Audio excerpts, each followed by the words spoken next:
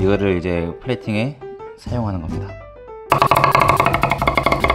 여기다 새우를 넣으면 감바스가 되는 거고, 그러면 이제 이 물의 압력으로 인해서 이렇게 용기에다 담아서.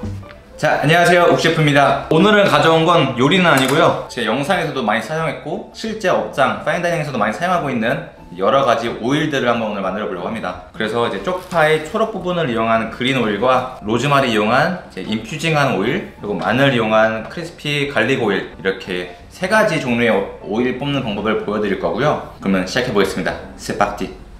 초록 색깔의 오일을 뽑을 때는 저는 이제 쪽파 사용할 거고요. 꼭 쪽파 아니더라도 뭐 파슬리가 됐건 루꼴라가 됐건 고수가 됐건 향이 있는 일단 초록 잎들은 가능합니다. 바질도 가능하고요. 그래서 먼저 데쳐서 최대한 이 초록색을 잃지 않게 유지시켜 줄 거라서 초록 잎들을 다 잘라 줄 겁니다. 레스토랑에서는 뭐 제가 가니쉬로도 쪽파 많이 사용했는데 막상 사용하는 부분은 되게 조금이에요. 조금 쓰고 남은 부분들은 뭐 육수로도 사용이 가능하고, 또 이런 식으로 오일로도 사용을 해서 낭비되는 재료가 없게끔 하는 게 또 파인다이닝의 어떤 묘미 중에 하나죠. 듬성듬성 잘라줍니다. 잘라서 얘는 데칠 건데 그냥 볼에다 담아서 이렇게 데치기 쉽게 준비 좀 해놓겠습니다. 이 상태로 갈면은 이제 초록색은 특히나 열에 약하기 때문에 데쳐서 초록색을 최대한 더 선명하게 지킨 다음에 오일과 함께 충분히 갈아주면서 향을 뽑아낼 수 있는 그 온도 지점까지 올릴 겁니다. 그 후에 걸으면 그린 오일이 완성돼요. 그 과정을 해보겠습니다.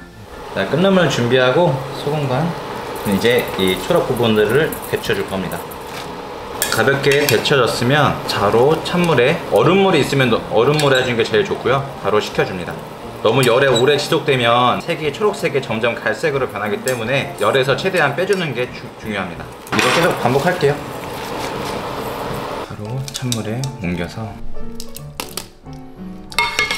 식힌 쪽파 초록 부분은 최대한 물기를 제거해 줘야 됩니다. 블렌더 믹서기에다 오일을 넣고 같이 갈아줄 건데, 물기를 최대한 제거하지 않으면 이제 이 물과 같이 유화가 되면서 이쁜 색이 나오지 않고요. 최대한 제거한다 해도 결국 나중에는 물기를 다시 한번 빼주는 작업을 해야 돼서 그 과정을 최소한으로 하려면 여기서 최대한 빼줘야 됩니다. 이 초록 오일 뽑는 게 제일 조금 까다로워요. 오일 뽑는 것 중에. 자, 이렇게 최대한 제거가 됐으면 이제 믹서기에다 넣어주고, 이건 이제 사람들마다 다르겠지만 용량 대비 뭐 2배나 혹은 3배의 오일을 넣어줍니다. 특히 오일 같은 거 뽑을 때 중요한 거는 올리브유나 어떤 향이 있는 오일을 쓰면 안 됩니다. 그러면 내가 뽑고자 하는 재료의 맛을 가릴 수가 있기 때문에 향과 색이 없는 오일을 쓰는 게 제일 좋고요. 그래서 보통 업장에서는 카놀라유 혹은 포도씨유를 사용합니다. 이렇게 넣고 강한 속도로 갈아주면 돼요. 온도 조절이 되는 믹서기가 있는데, 그 믹서기가 있는 경우에는 70도로 설정을 한 후에 5분에서 10분 정도 쭉 갈아주면은 저절로 향과 맛이 뽑히는데, 이런 믹서기는 따로 온도 조절에 대한 기능이 없습니다. 그래서 최대한 강한 속력으로 갈아주면 이 속력으로 인해서 열이 발생합니다.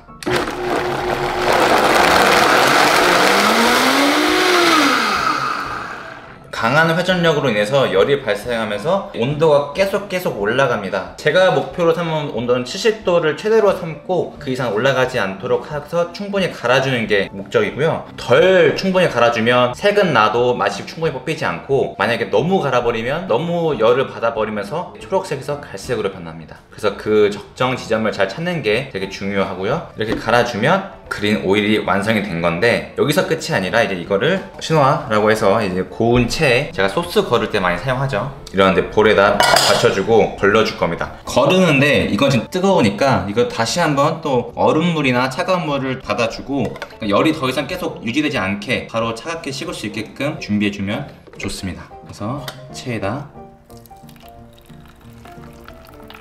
자, 이렇게 체에 내려면 쪽파 초록 부분은 갈았기 때문에 그 간 이물질들이 걸러지면서 오일들이 뽑히기 시작합니다. 지금도 조금씩 이런 이물질들이 껴있는데 면보에다 걸러주는 게 제일 좋고요. 그리고 지금 현재 이 오일은 수분이 같이 유화된 상태입니다. 보통 업장 같은 경우는 이거를 행한다 하거든요. 짝주머니에다 짜 이렇게 옮겨 놓고 담아서 냉장고에 보관을 하면 기름과 물은 섞이지 않기 때문에 수분과 오일이 분리가 됩니다. 아까 말씀드렸다시피 아직은 이물질과 수분이 지금 많이 결합된 상태라 이런 짤주머니에다 넣고 이렇게 묶어 놓으면 냉장고에 보관을 하게 되면 데쳐놓은 그 수분과 오일로 분리가 되기 시작합니다. 하루나 이틀 지난 후에는 수분을 제거해주고 이물질 제거해서 순수 이 그린 오일만 뽑아주는 게 이제 업장에서 사용하는 방식입니다. 순수 오일만 뽑게 되면 이런 식의 이제 초록, 깔끔한 초록 오일이 생기는데, 이거를 이제 플레이팅에 사용하는 겁니다. 이렇게 되면 식감적인 연출도 있고, 또 오일은 향을 많이 머금고 있기 때문에 쪽파의 향을 머금은 오일이 되는 거죠. 그래서 요리에 약간의 그 킥이 되는 그런 요소로 쓸 수 있습니다. 그 외에 별개로 또 마늘을 이용한 오일 같은 경우는 갈지 않습니다. 오히려 우리가 처음 차가운 기름 상태에서부터 같이 열을 끌어올려서 크리스피, 그러니까 갈색이 되는 딱 그 시점에서 멈추게 되면 안쪽에 있는 마늘은 바삭바삭하고 오일에서는 마늘 향이 풍부한 그런 오일을 저희가 얻어낼 수 있습니다. 이 마늘 오일을 뽑을 때는 여러 가지 방법이 있지만, 지금 제가 하는 방법에서는 절대 이거를 블렌더로 혹은 푸드 프로세서로 갈면 안 됩니다. 순수 칼날로 부드럽게 잘라줘야 기름 속에 잠겨 있어도 크리스피한 마늘 칩을 얻어낼 수 있어요. 자, 이렇게 마늘을 하나하나 촘촘하게 칼집에 넣어서 이 상태로 이렇게 썰어서 오일을 뽑아야만 이 조각조각들이 크리스피하게 계속 유지가 됩니다. 이렇게 해서 조그만한 그런 진짜 말 그대로 파인 찹을 마무리했습니다. 이거는 조금 이따 이제 오일과 함께 조금씩 가열을 해서 오일을 뽑아줄 거예요. 냄비에 바로 찹한 마늘 올려주고요. 마늘의 2배 정도 되는 용량의 오일을 넣어주면 됩니다.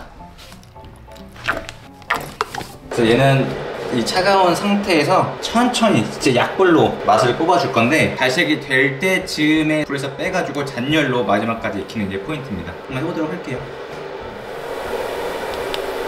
완전 노릇한 그 맛있는 마늘이 향이 나면서 색이 변하고 있습니다. 자, 이제 불 끌 거고요. 이 잔열로 마지막 색을 내줍니다. 잔열로 이렇게 확실한 갈색 브라운 컬러가 됐고요. 이렇게 되면 크리스피 갈릭 오일은 완성됐습니다.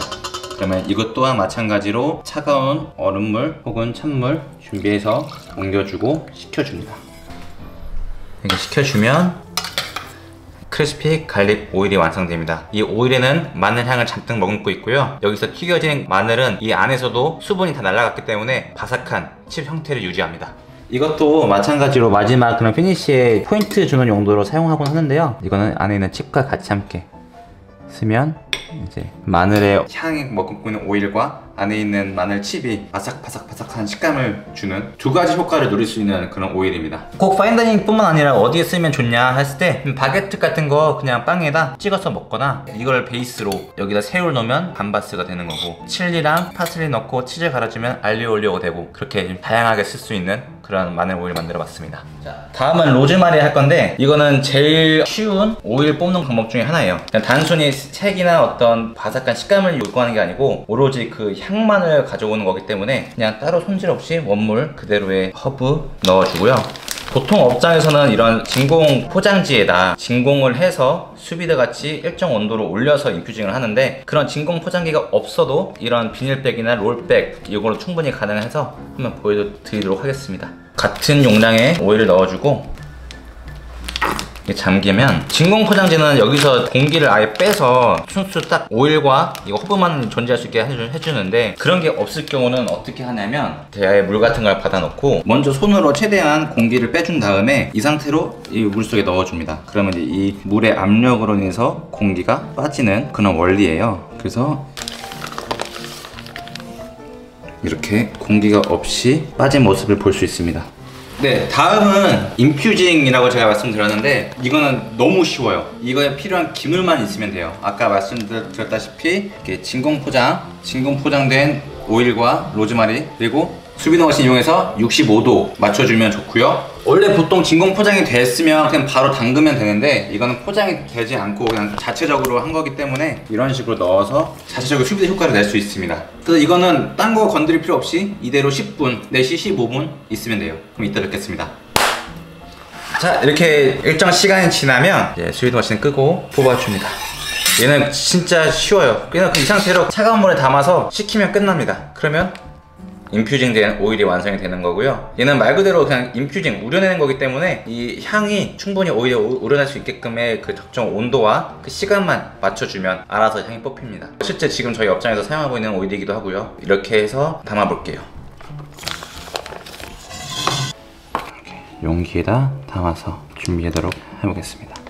이렇게 해서 오늘 그린 오일, 크리스피 갈릭 오일, 인퓨징한 로즈마리 오일 3가지 오일 준비해봤습니다. 사실 오늘 이렇게 한 방법 말고도 또 다른 셰프님들은 또 다른 그 사람들만의 방식이 있기 때문에 이게 정답은 아닙니다. 하지만 저는 이렇게 한다는 거 알면 좋고요. 이 오일 같은 경우는 만들어 놓고 냉동해서 필요할 때만큼 꺼내서 녹여 쓰면 됩니다. 그래서 원하는 요리의 마지막, 우리가 한식 된장찌개 같은 거 끓이고 마지막 참기름 한 방울 딱 뿌리듯이 이런 각각의 취향에 맞게 만든 오일들도 마지막 마무리 향으로 딱 뿌려주면 더 풍성한 맛을 느낄 수 있는 요리가 완성이 됩니다. 오늘은 아예 한 요리, 플레이팅 요리가 아닌 한 요소를 만들어 보는 시간을 가졌는데 재밌었으면 좋겠네요. 만약에 이게 반응이 좋으면 다음에 또 다른 어떤 요소들을 만들어 보도록 하겠습니다. 감사합니다.